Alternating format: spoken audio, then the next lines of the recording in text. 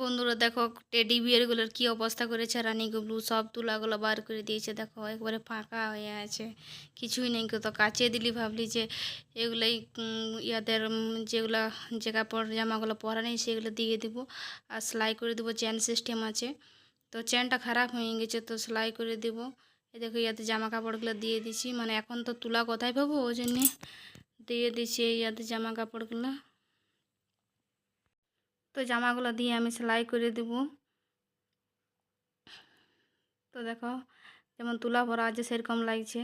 তো এই দেখো আমি সেলাই করছি, কারণ চেন নাই, চেনটা খারাপ হয়ে গেছে আর আমি চেন লাগাইতে পারবো না, সেই জন্য বলি সেলাই করে দেবো।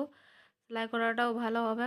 আর আমাদের ঘরে টেলার মেশিন আছে, তো আমি চালাতে জানি নি, সেই জন্য সেলাই করে দিই। আর এগুলো টেলার মেশিনে ভালো হবে মানে সুবিধা হবে না সেলাই করতে, সেই জন্য হাতে সেলাই করে দিচ্ছি। নাইলে দাদু সেলাই করে দিত, ওই জন্য বলি আমি হাতে সেলাই করে দিই।